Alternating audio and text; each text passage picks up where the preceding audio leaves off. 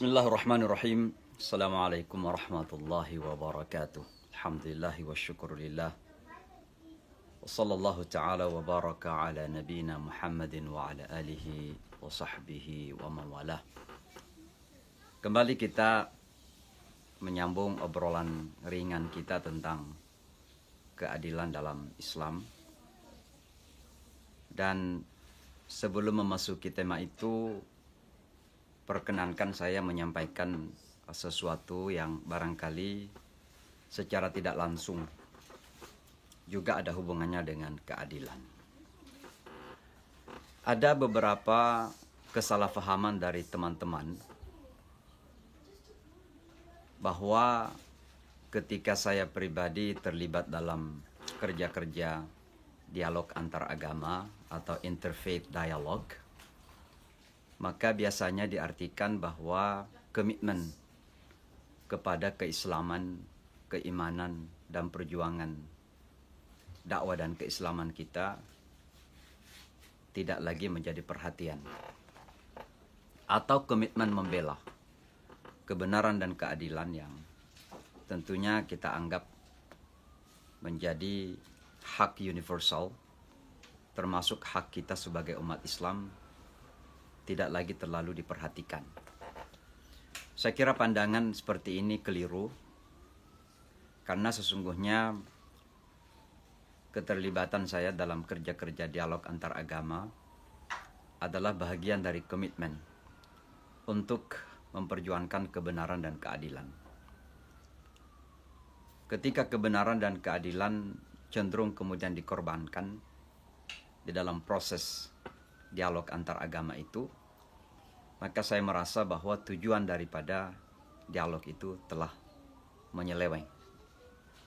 Dan oleh karenanya, satu hal yang perlu saya tegaskan, bahwa keterlibatan saya dalam dialog antar agama adalah upaya untuk membangun kesepahaman, saling menghormati, saling memberikan penghargaan kepada masing-masing pihak untuk memperjuangkan haknya, kebenaran dan keadilan yang diyakini masing-masing. Tapi jangan kemudian difahami bahwa keterlibatan kita dalam dialog antar agama itu lalu kemudian ada tendensi atau kecenderungan untuk tidak lagi memiliki komitmen keagamaan dan perjuangan. Bagi kami, dialog antar agama adalah bahagian dari perjuangan tersebut untuk membangun kebaikan bersama. Tapi ketika keinginan baik saya dan keinginan baik kita untuk membangun kebaikan bersama itu ternyata disalahpahami, bahkan kemudian dipergunakan sebagai kesempatan untuk tidak memberikan hak kepada kami, maka tentu kami punya hak untuk membela diri. And so let me say this in English, that my engagement in the interfaith dialogue does not necessarily mean that I'm not committed to my faith. It doesn't necessarily mean that I'm less committed to my own rights and dignity and honor. And so I'm not worried at all that people will leave me simply because I am defending my rights and my dignity. For me, interfaith dialogue is a way for me to build an understanding, mutual respect, mutual compassion, love, in order to build a partnership for a better world to live together. Tapi ketika kemudian dialog ini diartikan bahwa hak orang Islam tidak diberikan, bahwa orang-orang Islam itu ketika membela diri lalu dianggap tidak toleran, lalu toleransi itu hanya berlaku untuk orang lain, maka tentu kami punya hak untuk membela diri. And so every single community has the right to defend themselves and to pursue their efforts and attempt to gain their own rights and dignity. I respect my Christian friends, my Jewish friends, my Hindu and Buddhist friends, but at the same time, I do respect my community as well. And so this world must be built together on a mutual respect and understanding. Jadi itu sekedar pengantar saja karena ada kesalahpahaman yang seolah-olah mengatakan bahwa dialog antar agama yang kita lakukan ini seolah-olah mengorbankan diri sendiri dan tidak peduli kepada kepentingan dan kehormatan komunitas kita sendiri.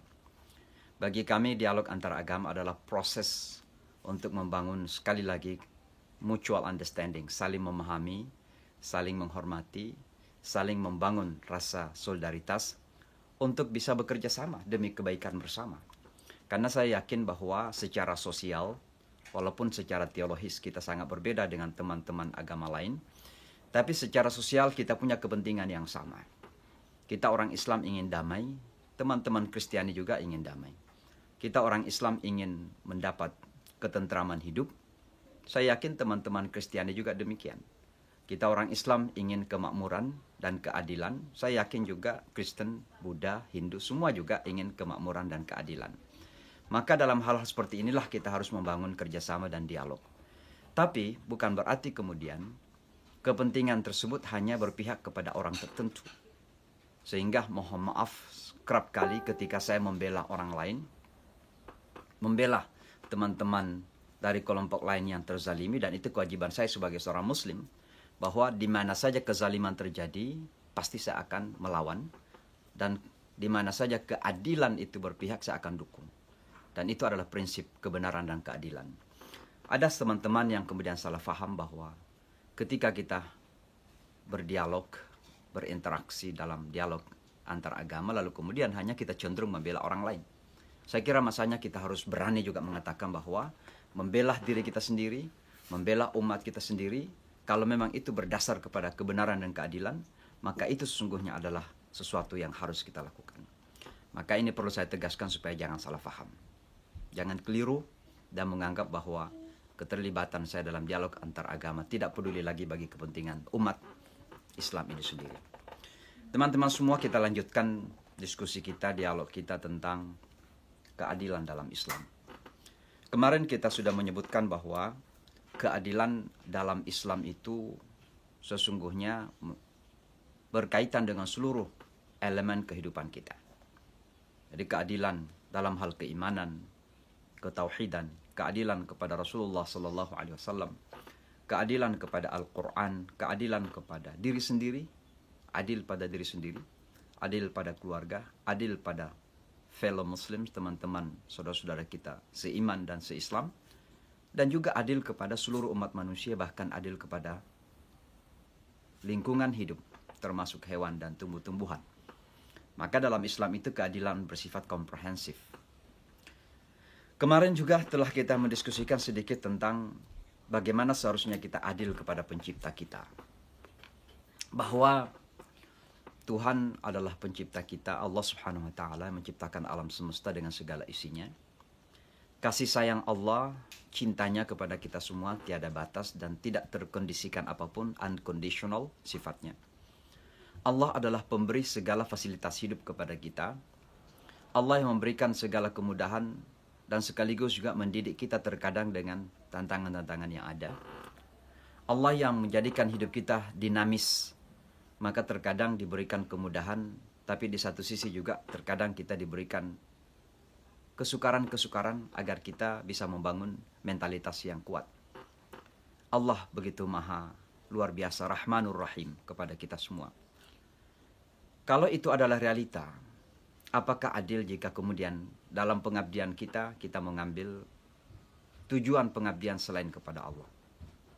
Maka wajar saja jika kesyirikan itu menjadi kezaliman terbesar dalam kehidupan manusia. La tusyrik billah, nasihat Luqman kepada anaknya, ya bunayya la tusyrik billah, inna syirka la zulmun azim. Wahai anakku, jangan mempersekutukan Allah, karena sesungguhnya kesyirikan itu adalah kezaliman terbesar dalam kehidupan manusia.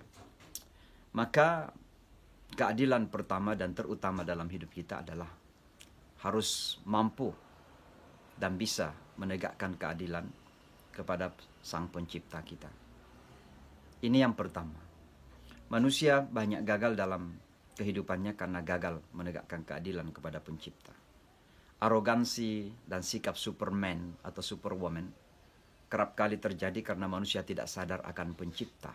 tidak sadar akan adanya kemahamutlakan, kemahakekuasaan Allah di atas hidup kita. Maka ada orang yang seolah-olah memiliki dunia ini. Ada orang yang seolah-olah menguasai dunia ini. Ada orang yang seolah-olah mengetahui segala sesuatu dalam hidup ini.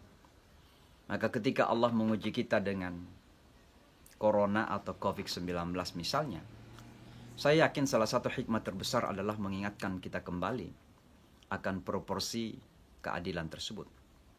Bahwa ada masa-masa di masa lalu di mana Tuhan dideklarasikan telah mati.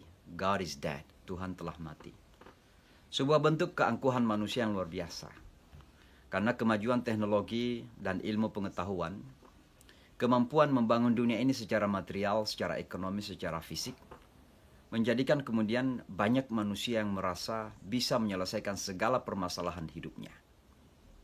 Maka ketika Allah mendatangkan makhluk, terlepas dari segala perdebatan teori tentang apa itu corona, Allah mendatangkan makhluk yang tidak nampak di pelupuk mata kita. Sebuah virus yang kemudian menaklukkan dunia.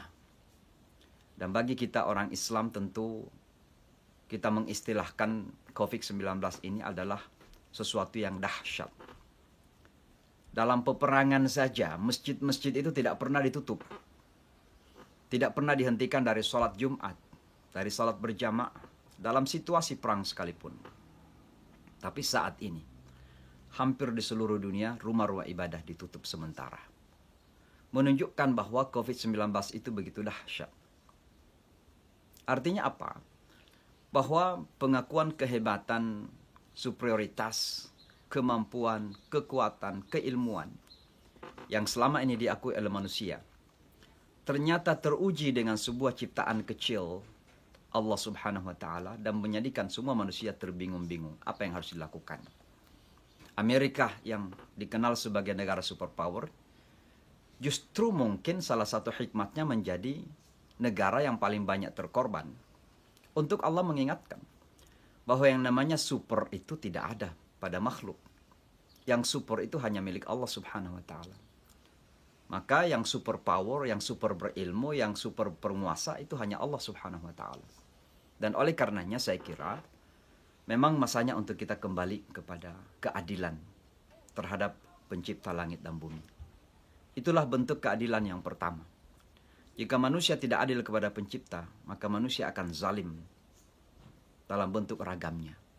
Zalim kepada sesama, zalim pada dirinya sendiri, zalim kepada lingkungan hidupnya. Dan itu yang terjadi kita lihat sekarang. Kerusakan-kerusakan di mana-mana terjadi, termasuk lingkungan hidup dirusak sedemikian rupa, hutan-hutan dibabat sedemikian rupa misalnya. Maka terjadi gempa bumi, terjadi banjir, terjadi macam-macam. Semua itu adalah karena kegagalan manusia menegakkan keadilan kepada Sang Pencipta. Dan keadilan yang terpenting kepada Sang Pencipta adalah penghambaan diri kita kepada yang menciptakan kita. Selama manusia gagal menghambakan diri kepada Allah Subhanahu wa Ta'ala, maka akan terjadi arogansi dalam kehidupan. Dan itulah kezaliman. Makhluk yang diciptakan yang lemah dari tanah, dari setir air yang hina ini, kemudian tiba-tiba menjadi makhluk yang begitu angkuh. Maka Allah kemudian membuktikan kekuasaannya. Tabarakalladzi biyadihil mulku wa huwa ala kulli syai'in qadir. Itu bentuk keadilan yang pertama. Dan mudah-mudahan kita adil kepada Sang Pencipta kita. Keadilan yang kedua sebagai seorang mukmin tentunya adalah bahwa kita harus adil kepada Rasulullah sallallahu alaihi wasallam. Maka kalau ada la ilaha illallah, pasti ada Muhammadur Rasulullah sallallahu alaihi wasallam. Keadilan kepada Rasulullah sallallahu alaihi wasallam berarti meyakini akan kebenaran risalah yang dibawa oleh Rasulullah sallallahu alaihi wasallam. Meyakini Allah berarti meyakini Rasulullah. Meyakini kitabullah berarti meyakini sunnah-sunnah Rasulullah sallallahu alaihi wasallam. Cinta kepada Allah berarti cinta kepada Rasulullah sallallahu alaihi wasallam. Maka kalau kita adil kepada Rasulullah berarti kita harus yakin akan kebenaran ajaran-ajaran Rasulullah sallallahu alaihi wasallam. Tidak pernah kita memandang enteng atau merendahkan hanya karena kita merasa telah hidup dalam dunia yang so-called so modern, lebih maju, bahkan mengaku sebagai dunia lebih beradab. Walaupun kenyataannya banyak yang terbalik. mengaku sebagai dunia beradab, tapi lebih biadab terkadang. Maka saya kira kalau kita cinta kepada Rasulullah, kita adil kepada Rasulullah, tentu yang pertama, kita meyakini kebenaran ajarannya. Dari A sampai Z, ajaran Rasulullah SAW itu benar. Karena wa ma yantiqu 'anil hawa in huwa illa wahyun yuha. Segala sesuatu yang disampaikan oleh Rasulullah SAW kepada kita itu berdasarkan wahyu.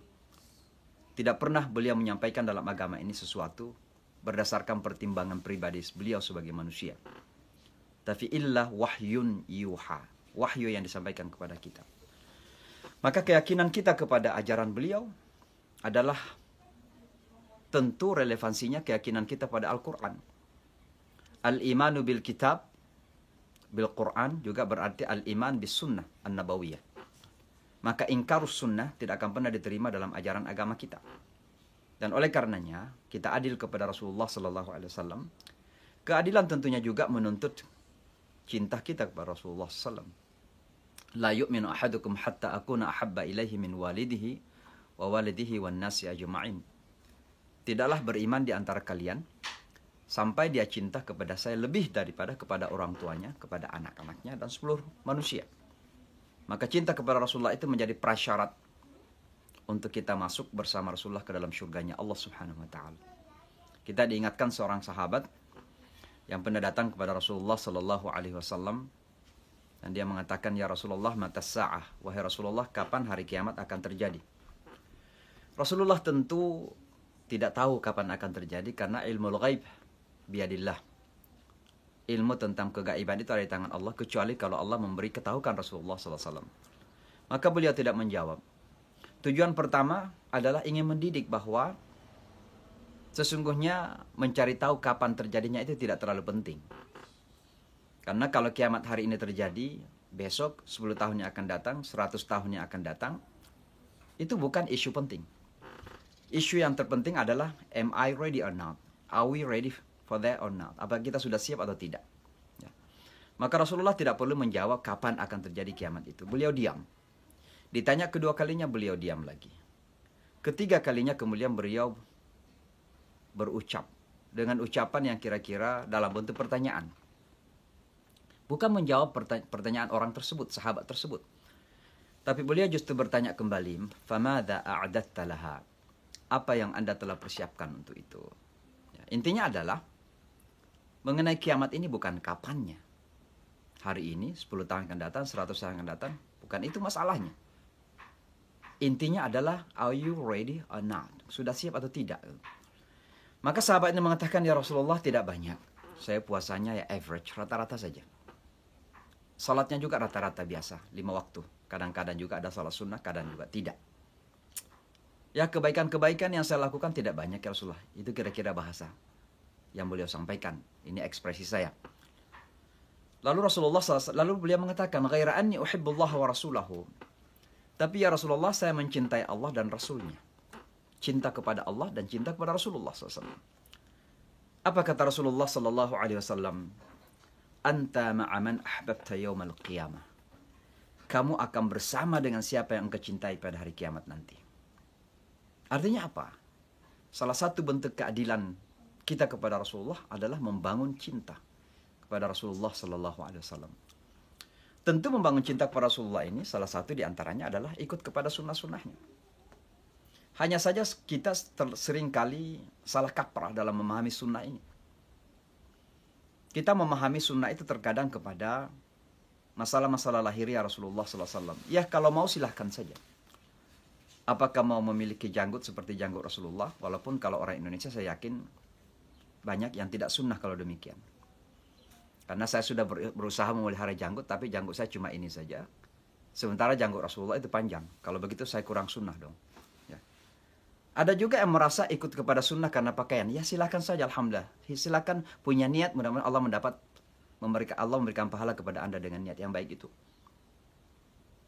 Ada juga karena sunnah-sunnah dalam hal ritual tentu penting sekali. Mari kita sholat, mari kita puasa, mari kita berhaji, mari kita melakukan ritual kita dengan dekat kepada sunnah Rasulullah. Kalau bisa 100% sesuai dengan sunnah Rasulullah SAW. Tapi jangan lupa, sunnah Rasulullah bukan hanya dalam hal fisikal saja. Tidak saja dalam hal ritual, tapi sunnah Rasulullah SAW itu mencakup seluruh aspek kehidupan kita. Bagaimana berkata, bagaimana tersenyum, bagaimana berpikir, bagaimana mencari rezeki, ya, bagaimana membangun keluarga. Ini semua adalah bagian dari sunnah Rasulullah SAW. Bagaimana kita bersikap kepada diri kita sendiri, bersikap kepada orang lain, bersikap kepada sesama. Ada semua sunnah-sunnah yang diajarkan oleh Rasulullah, sampai kepada bagaimana masuk kamar mandi, keluar dari kamar mandi, memulai makan, selesai makan, mau tidur, bangun dari tidur, keluar dari rumah, masuk rumah. Ada sunnah-sunnah Rasulullah SAW. Maka saya ingin mengatakan, kalau memang kita adil kepada Rasulullah, maka mari kita terima Rasulullah atau sunnah Rasulullah secara komprehensif. Jangan diskriminasi dengan sunnah itu. Kita sampai berkelahi di masjid-masjid karena kita ingin tahu mana yang lebih sunnah. Cara kita meletakkan tangan, cara kita membangun saf, kalau perlu kita memakai pedang meluruskan saf kita. Kita berkelahi tentunya saling menuduh bahwa kitalah yang paling hebat Islamnya karena cara berpakaian kita. Harus pakaian Arab atau pakaian Pakistan, Bangladesh misalnya. Kalau pakai baju kaos seperti yang saya pakai sekarang ini nampaknya kurang sunnah. Ya. Pakai topi lagi, nggak pakai songkok, pakai sorban itu kurang sunnah. Gitu. Kita bertengkar kemudian merasa paling hebat dalam keislaman dengan itu. Tapi kita lupa dalam perilaku. Bagaimana bertutur kata, bagaimana kita menampilkan wajah kepada sesama, bagaimana kita berkarakter secara umum. Kita terkadang lupa bahwa sunnah terbesar Rasulullah SAW yang dipuji dalam Al-Quran itu bukan sholatnya, bukan puasanya, bukan hajinya. Tapi yang dipuji dalam Al-Quran adalah sunnah karakternya Rasulullah SAW. Sunnah akhlaknya Rasulullah SAW. Wa innaka la'ala khuluqin azim. Bahwa sungguhnya engkau ya Rasulullah Muhammad SAW memiliki perilaku akhlak yang sangat mulia. Itu pujian Allah dalam Al-Quran. Maka kalau kita adil kepada Rasulullah SAW, mari kita mengikuti sunnah Rasulullah SAW secara paripurna, secara sempurna. Minimal pada tataran pemahaman dan niatlah. Pasti kita sebagai manusia biasa banyak kekurangan-kekurangan. Ada di antara kita yang mungkin sunnah, mengikuti sunnah Rasulullah itu lebih di dalam hal ritualnya. Alhamdulillah. Bersyukurlah kepada Allah. Anda diberikan kesempatan untuk mengikuti sunnah-sunnah Rasulullah ketika sholat, ketika puasa, ketika berhaji, berumrah, ketika berzikir. Alhamdulillah, syukur kepada Allah. Tapi tidak perlu melihat orang lain kurang dari Anda. Karena kemungkinan orang lain berbeda pemahaman dari Anda. Karena kalau Anda kemudian menuduh orang lain kurang dari Anda pada saat Anda merasa lebih sunnah, maka berarti Anda telah melanggar sunnah Rasulullah SAW. Sunnah karakter, sunnah akhlak, sunnah ketawaduan, rendah hati Rasulullah SAW kepada seluruh manusia. Maka semakin Anda merasa beragama, seharusnya semakin Anda tawadu.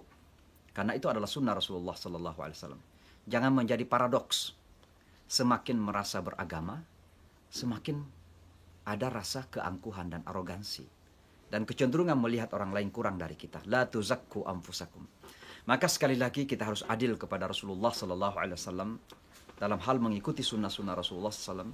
Tentu yang terkecil adalah adil kepada Rasulullah dengan senantiasa mengucapkan salawat. Bersalawatlah banyak-banyak kepada Rasulullah SAW sebagai bahagian dari keadilan kita kepada baginda Rasulullah SAW. Karena salawat ini sesungguhnya adalah bahagian dari ungkapan apresiasi kita kepada Rasulullah SAW yang telah memperjuangkan keimanan dan keislaman. Sehingga keimanan dan keislaman ini sampai kepada kita dan kita ikut merasakan the sweetness, kemanisan iman dan Islam itu. Ini bentuk keadilan yang kedua kepada Rasulullah SAW. Bentuk keadilan yang ketiga tentu adalah kepada Al-Quran, kepada hidayahnya Allah Subhanahu Wa Taala. Alhamdulillah kita termasuk orang-orang yang terpilih. Mohon maaf saya meminjam istilah pilihan. Karena orang-orang yang beriman dan mendapatkan hidayah ini adalah pilihan. Ya, kata khair ummah itu berasal dari kata ikhtiar juga, adalah pilihan. Maka kita menjadi umat khair ummah, kuntum khaira ummatin, karena memang kita dipilih oleh Allah. Maka kalau teman-teman Yahudi mengaku sebagai umat terpilih, ya kita umat Islam juga mengaku sebagai umat terpilih dengan hidayah Al-Quran. Maka seharusnya kita betul-betul harus adil kepada Al-Quran ini. Al-Quran diberikan kepada kita itu bukan sembarangan. Innallaha yahdi man yasha' Allah yang memberikan pilihan hidayah kepada siapa yang Dia kehendaki. Kami sebagai orang yang hidup di tengah-tengah non-muslim mayoritas, di mana hidup di kota New York itu adalah kota yang saya kira merupakan pusat dari kapitalisme dunia. Disinilah Wall Street, disinilah WTC dulu sebelum diruntuhkan. Kita menyaksikan dengan mata kita sendiri bahwa betapa Al-Quran dan hidayah ini adalah kenikmatan yang luar biasa yang Allah berikan kepada kita. Dan karenanya mari kita sikapi dengan keadilan. Bagaimana kita menyikapi Al-Quran dengan keadilan? Ya tentu itulah yang sering kita dengarkan dari para ulama kita. Mari kita belajar membaca, ya tentu membaca dengan benar. Ya, membaca dengan makhraj yang benar, dengan tajwid yang benar. Ya. Jangan kita merasa bahwa kita non-Arab, lalu kemudian kita tidak akan mampu untuk membaca Al-Quran secara benar. Percayalah Al-Quran ini diberikan kepada seluruh manusia. Walaqad yassarna al-Qur'ana lidzikri fahal min muddakir. Al-Quran ini telah dimudahkan bagi seluruh manusia yang mau mempelajari. Jadi intinya mau belajar atau tidak. Ya. Dan kenyataannya dalam sejarah Islam, begitu banyak pendahulu kita di masa lalu dari kalangan non-Arab yang menjadi ulama besar. Ya. Imam Al-Bukhari itu adalah non-Arab. Tapi beliau yang mengkompilasi hadis pertama kali yang demikian hebat. Banyak kemudian ulama-ulama hadis muhaddits maupun faqih, para ahli fuqaha di masa lalu dari kalangan non-Arab. Menunjukkan bahwa Al-Quran itu ditujukan untuk seluruh manusia. Syahrul Ramadan alladzi unzila fihi al-Quran hudan linnas. Ya, kata nas ini kan jelas. Ya. Maka jangan kita merasa bahwa karena kita non-Arab, ajam, lalu kemudian kesempatan bagi kita untuk bisa membaca Al-Quran secara benar ini agak berat. Tidak, Al-Quran sudah menjamin yassarna. Kata Allah, kami telah memudahkan. Permasalahannya, are we willing to learn or not? Apakah kita mau belajar atau tidak? Maka mari kita belajar membaca Al-Quran secara benar. Itu adalah hak Al-Quran yang harus kita penuhi. Kalau kita mau adil kepada Al-Quran, mari kita baca Al-Quran secara benar. Makhraj dan tajwid. Dan percayalah bahwa seorang ajam boleh jadi bacaannya lebih baik daripada seorang Arab. Kenapa? Karena Al-Quran ini sekali lagi adalah bahasa Arab asli yang terkadang orang Arab sendiri tidak terlalu peduli kepada kaedah-kaedahnya.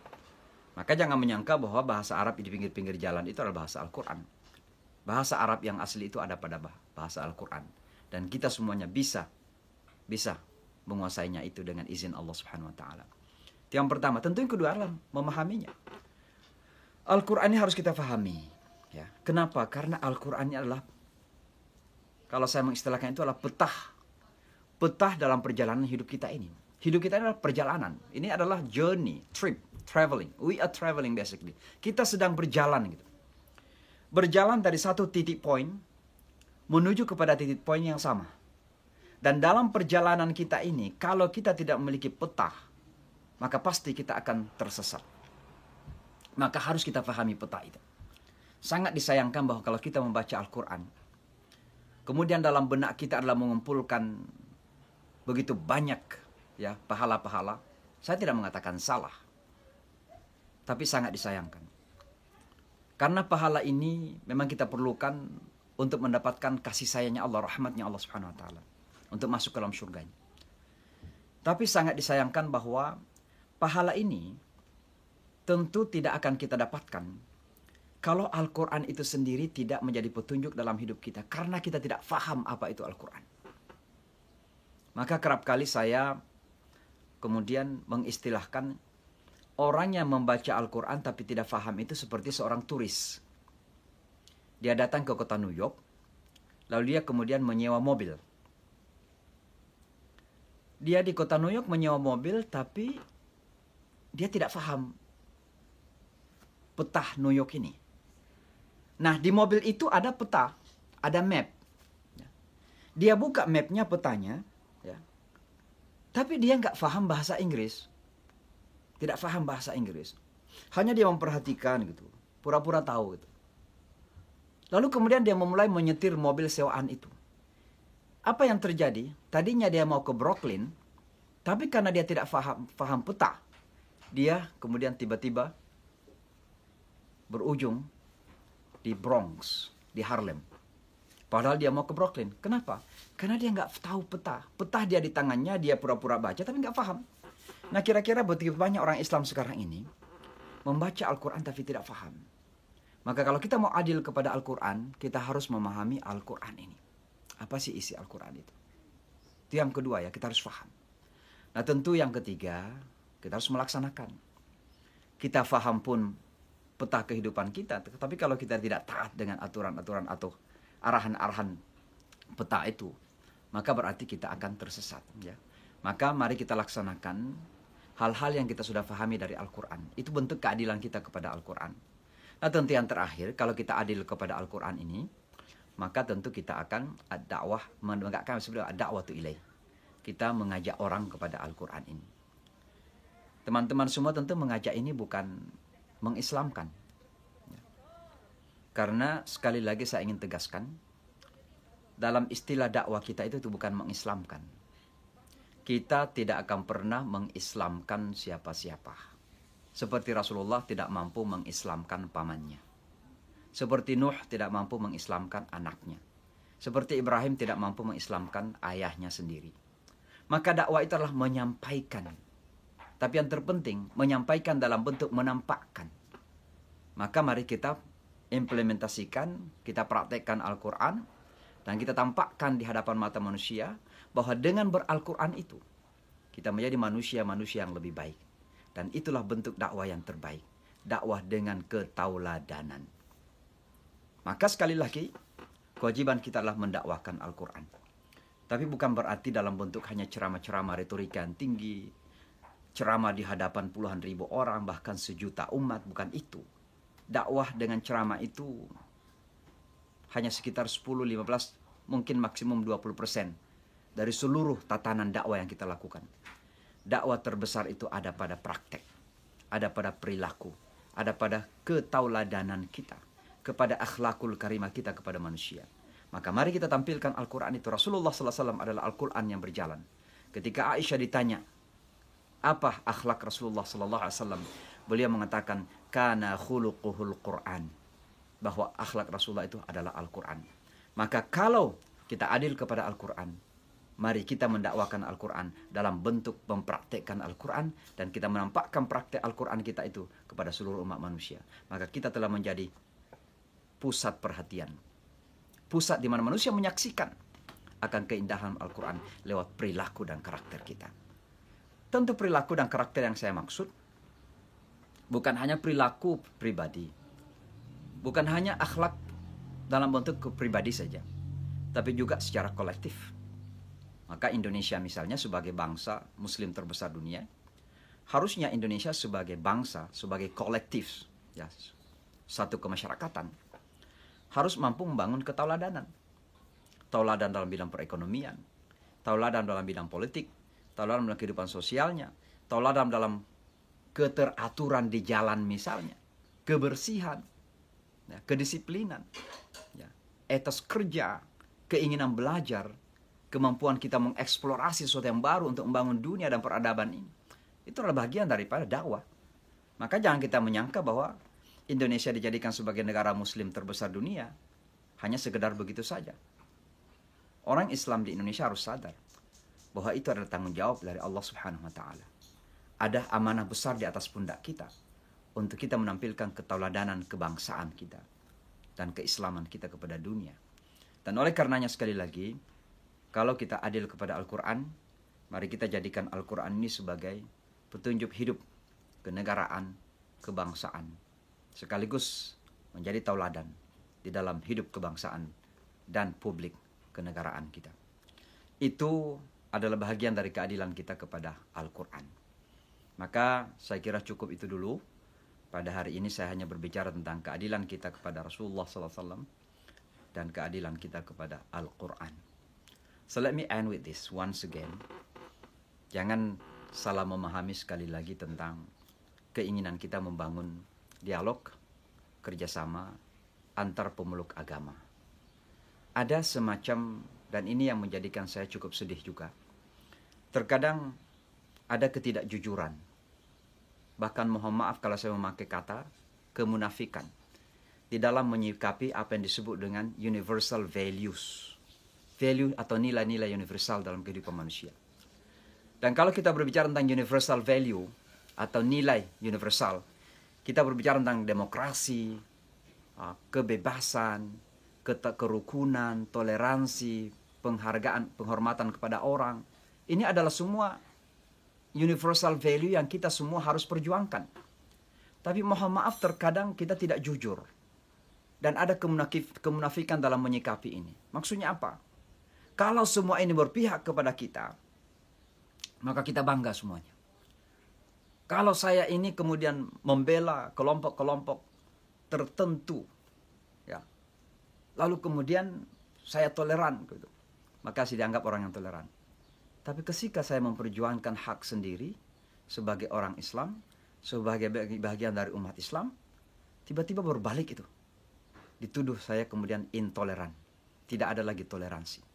Saya melihat ini kemunafikan. Saya melihat ini adalah ketidakjujuran.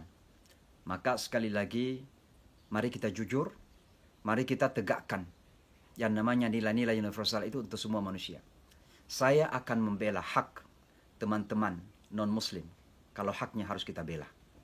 Tapi jangan lupa, saya akan membela hak saya sendiri dan hak umat saya kalau pada masanya saya memerlukan untuk membela hak umat saya sendiri. Itu namanya kejujuran. Saya juga yakin saudara-saudara, teman-teman yang beragama lain, pasti juga demikian. Pasti akan membela haknya sendiri. Maka setiap kelompok manusia itu punya hak untuk membela haknya masing-masing. Maka sekali lagi, mari kita jujur, mari kita hilangkan kemunafikan dalam usaha untuk membangun kerjasama dan dialog tersebut. Demikian dari kota New York bersama saya Syamsi Ali. Assalamualaikum warahmatullahi wabarakatuh.